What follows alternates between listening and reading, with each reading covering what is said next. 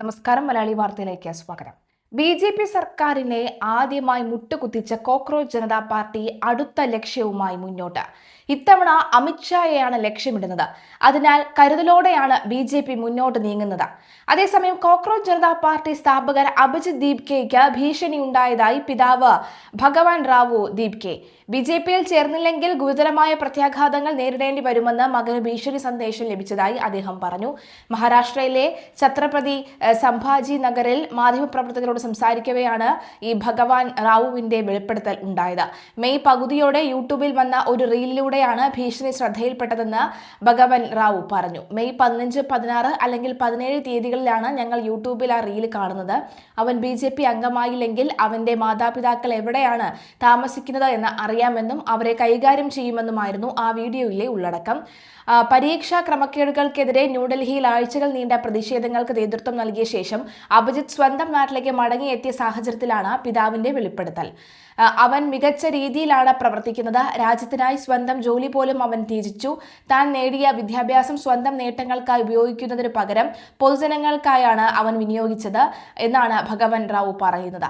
അതേസമയം ഡൽഹിയിലെ സമരങ്ങൾക്ക് ശേഷം നാട്ടിലെത്തിയ അഭിജിത്തിന് വളരെ ലളിതമായ രീതിയിലാണ് കുടുംബം സ്വീകരണം ഒരുക്കിയത്. അനാവശ്യമായ പ്രചാരണമോ ആഡംബരങ്ങളോ ഇഷ്ടപ്പെടാത്ത ആളാണ് അഭിജിത്ത് എന്നും മുൻപ് സ്വന്തം ഗ്രാമം സന്ദർശിച്ചപ്പോഴും ഇത്തരം ആഘോഷങ്ങൾ അദ്ദേഹം വിലക്കിയിരുന്നുവെന്നും വാർത്താ ഏജൻസിയായ PTI അറിയിച്ചിട്ടുണ്ട്.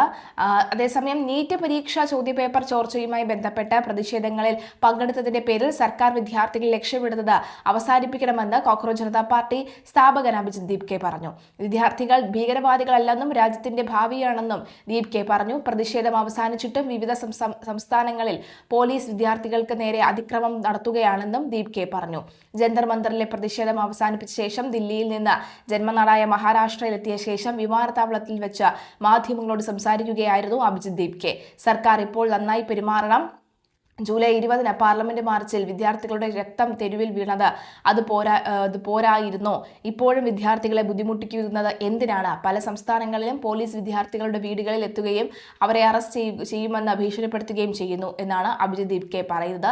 40 ദിവസത്തിന് ശേഷമാണ് താൻ വീട്ടിലേക്ക് മടങ്ങുന്നത്. താൻ ഇന്ത്യയിൽ വന്നതു മുതൽ ഇവിടെ പ്രക്ഷോഭങ്ങൾ നടക്കുകയായിരുന്നു. പിന്നീട് ഏകദേശം 36 ദിവസമായി ജന്തർ മന്ദറിലായിരുന്നു. പ്രക്ഷോഭം വിജയകരമാക്കുകയും വിദ്യാർത്ഥികൾ വിജയിക്കുകയും ചെയ്തു. ഇനി തനിക്ക് മാതാപിതാക്കളെ കാണാൻ സാധിക്കുമെന്നതിൽ സന്തോഷമുണ്ടെന്നും അഭിജിത് ദീപ്കെ പറയുന്നു. അതേസമയം കേന്ദ്ര ആഭ്യന്തരമന്ത്രി അമിത്ഷായ്ക്കെതിരെ ഗുരുതര ആരോപണവുമായി കോൺഗ്രസ് നേതാവ് രാഹുൽ ഗാന്ധി. പാർലമെന്റിൽ വെച്ച് അമിത്ഷാ പോലീസ് ഉദ്യോഗസ്ഥരെ ഫോണിൽ വിളിക്കുന്നതും ജിതേന്ദ്ര സിംഗിന് അമിത്ഷായുടെ കോൾ തുരുതുരെ വരുന്നതും താൻ കണ്ടുവെന്ന് രാഹുൽ വൈകിട്ട് നടത്തിയ വാർത്താ സമ്മേളനത്തിൽ പറഞ്ഞു. പൈലറ്റ് പ്രയോഗത്തിൽ പരിക്കേറ്റവരുടെ ചിത്രങ്ങൾ പ്രദർശിപ്പിച്ചുകൊണ്ടായിരുന്നു രാഹുൽ ഗാന്ധിയുടെ വാർത്താ സമ്മേളനം. അമിത്ഷായ്ക്കെതിരെ പാർലമെന്റിൽ ഉയർത്തിയ ആരോപണങ്ങൾക്ക് പിന്നാലെ മാപ്പ് പറഞ്ഞാൽ പാർലമെന്റിൽ സംസാരിക്കാൻ അനുവദിക്കാമെന്ന് പറഞ്ഞുവെന്നും എന്നാൽ മാപ്പ് പറയാൻ തയ്യാറല്ല എന്നും രാഹുൽ പറഞ്ഞു.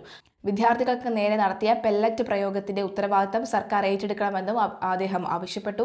പ്രതിപക്ഷ നേതാവിനെ സംസാരിക്കാൻ അനുവദിച്ചില്ല. പലതവണ റിജിജുവിനും രാജ്നാഥ് സിംഗിനും സംസാരിക്കാൻ അനുമതിയും നൽകി. അമിത്ഷായ്ക്കെതിരെ ഉയർത്തിയ ആരോപണങ്ങളിൽ മാപ്പ് പറഞ്ഞാൽ സംസാരിക്കാൻ അനുമതി നൽകാമെന്ന് പറഞ്ഞു. എന്നാൽ ഒരിക്കലും RSSനോടോ BJPയോടോ മാപ്പ് പറയില്ലെന്ന് രാഹുൽ വ്യക്തമാക്കി. പെല്ലറ്റ് ഗൺ പ്രയോഗമേറ്റ ഒരാളുടെ കാഴ്ച നഷ്ടപ്പെട്ടു. മുഖം തിരിച്ചറിയാനുള്ള സംവിധാനത്തിലൂടെ വിദ്യാർത്ഥികൾക്ക് നേരെ പ്രതികാര നടപടികൾ സ്വീകരിക്കുകയാണ്. അമിത്ഷാ പോലീസ് ഉദ്യോഗസ്ഥരെ ഫോണിൽ വിളിക്കുന്നത് പാർലമെന്റിൽ വെച്ച് താൻ കണ്ടു. ജിതേന്ദ്ര സിംഗിന് അമിത്ഷായുടെ കോള് തുരുതുരെ വരുന്നതും കണ്ടു. ദില്ലി പോലീസ് ആഭ്യന്തരമന്ത്രിയായതിനാൽ റിപ്പോർട്ട് ചെയ്തു എന്നും അദ്ദേഹം പറഞ്ഞു. വിദ്യാർത്ഥികൾക്ക് നേരെ നടന്ന ആക്രമണം സുപ്രീംകോടതി മേൽനോട്ടത്തിൽ സ്വതന്ത്ര ഉന്നതതല സമിതിയെ അന്വേഷിക്കണമെന്നും ആവശ്യപ്പെട്ട് രാഹുൽ RSSകാരെ വിദ്യാഭ്യാസ സ്ഥാപനങ്ങളുടെ തലപ്പത്ത് നിന്ന് മാറ്റണമെന്നും പറഞ്ഞു. അതേസമയം രാഹുൽ ഗാന്ധിയുടെ വിവാദ പരാമർശങ്ങൾ ലോക്സഭാ രേഖകളിൽ നിന്ന് നീക്കിയ സ്പീക്കർ.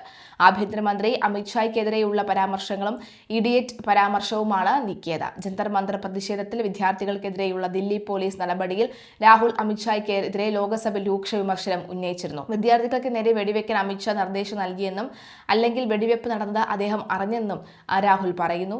രാഹുലിന്റെ പരാമർശങ്ങൾ സഭാരേഖകളിൽ നിന്ന് നീക്കണമെന്ന് ഭരണപക്ഷി MPമാർ ആവശ്യപ്പെട്ടു. അമിത്ഷാ പാർലമെന്റിലെത്താൻ ഭയക്കുന്നുവെന്നും രാഹുൽ ഗാന്ധി ആരോപിച്ചു. ഇന്ത്യൻ വിദ്യാഭ്യാസ മേഖലയുടെ ആത്മാവിനെ RSS കവരുന്നുവെന്നും എല്ലാ സർവകലാശാലകളുടെ തലപ്പത്തും RSSകാരാണെന്നും രാഹുൽ ആരോപിച്ചു. അവർ പരീക്ഷകളെ അട്ടിമറിക്കുന്നു. അവർ എല്ലാം സ്വകാര്യവൽക്കരിക്കുന്നു. സ്വകാര്യ കമ്പനികൾ പരീക്ഷകൾ നടത്തുന്നുവെന്നും അദ്ദേഹം ആരോപിച്ചു.